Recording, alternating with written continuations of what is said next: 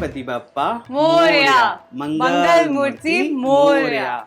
सबसे पहले तो हम ये जानना चाहेंगे कि बाप्पा का आगमन घर पर कराए, ये थॉट कैसे आया और पहले साल का एक्सपीरियंस क्या था आपका? बिल्कुल 4.5 साल पहले मैं मुंबई आई थी, तो मैं हमेशा ही इस फेस्टिवल से बहुत इंक्लाइन, बहुत अट्रैक्टेड रहती थी। तो मुझे था कि चलो एक बार करके देखते हैं। तो मेरी फैमिली में कभी किसी ने ऐसे बप्पा को ऐसे स्थापित करने का सोचा नहीं था। तो जब मैंने ये अपना थॉट शेयर किया फैमिली के साथ, my family is very supportive in every way. तो मम्मा वाज लाइक बहुत इसके नियम कानून होते हैं, are you aware of that? तो मैंने कहा कर लेंगे मम्मी, सब हो जाएगा। तो मम्मी कहती ठीक है मैं आती हूँ, अभी टिकट कराती हूँ, मैं अभी दिल्ली से आती हूँ।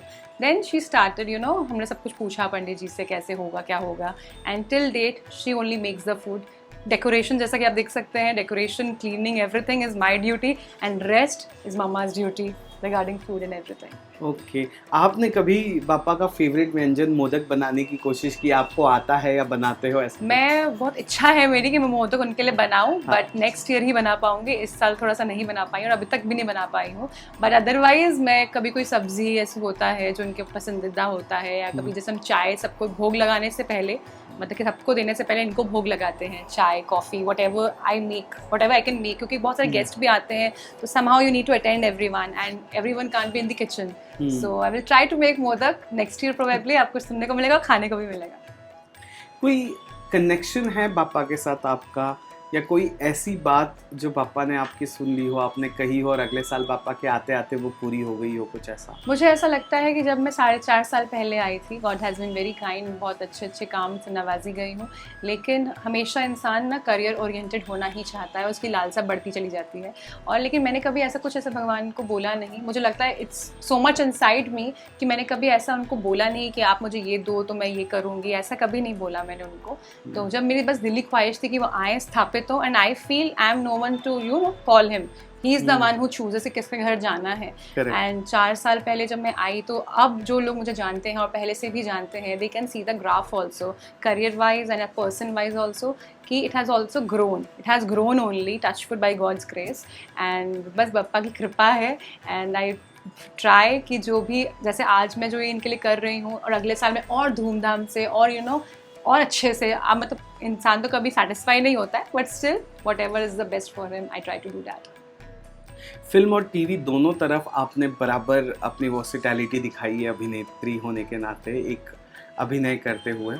But you personally which medium prefer lot to work in, like TV या फिल्मों की तरफ? It's very difficult to choose actually, because अगर आप मेरा बिगिनिंग देखें तो आई स्टार्टेड फ्रॉम थिएटर। तो जो भी मेरी डिक्शन और तलफ़ुज़ हैं, it's because of theatre. Theatre is my school, it's my basis. तो मैं ऐसा कुछ चूज़ नहीं कर सकती। थिएटर, डेफिनेटली थिएटर ने मुझे टीवी तक पहुंचाने का एक मुकाम दिया, टीवी ने मुझे सीरीज़ तक पहुंचाने का मुकाम दिया। तो I love to perform in every genre. और हर किसी का ख्वाब ज़रूर होता है कि 70 mm स्क्रीन पर दिखें, सिनेमा हॉल्स में दिखें। तो ऑफकोर्स वो रहता ही रहता है फिल्म का और अपना सीरीज़ का। बट मैं ऐसा नहीं कहूँगी कि बाकी सब सेकेंडरी या टर्शरी है। सब चीज़ें इंपॉर्टेंट है, क्योंकि जब फिल्में नहीं मिली थी तब थिएटर था, जब थिएटर मिला उसके बाद टीवी मिला। तो it's like a stepping stone. तो इसको आप चूज़ नहीं कर सकते। अच्छा, टीवी की बात कर ले। लास्ट सवाल जो है कि हमेशा टीवी पर मोस्ट ऑफ द टाइम आपको माइथो शोज़ में देखा गया, तो क्या ये हम कह सकते हैं कि टीवी वालों ने आपको और कुछ और दिया नहीं, या आपने चूज़ ही नहीं किया कि नहीं मैं ठीक हूँ माइथो ही करते हुए? नहीं, ऐसा कुछ नहीं है कि दिया नहीं। I was offered, I did 2 serials also, daily soap. हालांकि वो कुछ समय के लिए थे, ब्रीफ पीरियड के लिए थे। यस, थोड़े कैमियो कह सकते हैं जिसको। लेकिन बहुत जल्द मैं आप लोगों के साथ एक बहुत ही गुड न्यूज़ शेयर करूंगी, but I will not reveal that unless I am told to reveal it. तो वो रिवील करूंगी तब आप लोगों को जो कह सकते हैं कि जो एक मानसिकता बन जाती है वो ब्रेक होगी। एंड बहरहाल जितने मुझे माइथो और डिवोशनल मिले हैं shows, I feel very fortunate, क्योंकि मुझे ऐसा लगता है ये रोल्स ऐसे ही नहीं मिल जाते। कुछ कृपा होती है ऊपर वाले की, क्योंकि अगर आप देखिए इतने सारे लोग हैं इंडस्ट्री में, लेकिन हर कोई ये रोल नहीं कर पाता है। तो मैं खुद को बहुत खुशनसीब मानती हूँ, and I am very grateful for what ever I am doing. And जो सरप्राइज है वो जल्दी आप लोगों को मिलेगा। आखिरी सवाल जो मैं पूछूंगा, I personally like the way you narrated and portrayed Mandodari Shrimad में। कि इस तरह का कभी नहीं दिखाया गया था, इतना एग्रेसिव नहीं दिखाया गया था, हमेशा उसको पति से हारी हुई बीवी ही दिखाया गया था अगर आपने देखा होगा तो। बट इस वाले में आप में वो दिखा, क्रोध भी दिखा, if there is something wrong you have your voice also. So ये आपका अपना इनपुट था, स्क्रिप्ट का इनपुट था, या रेफरेंस पॉइंट किसी का लिया था, ये कैसे आपने इतना खूबसूरती से निभाया इसे? जब मुझे ये स्क्रिप्ट मिली, Swastik is a great production to work with, और मेरा मेन डेब्यू, जिसका मेजर डेब्यू कहेंगे, मैंने पहले भी किया जैसे मैंने बताया, लेकिन it was a break, it was a parallel lead.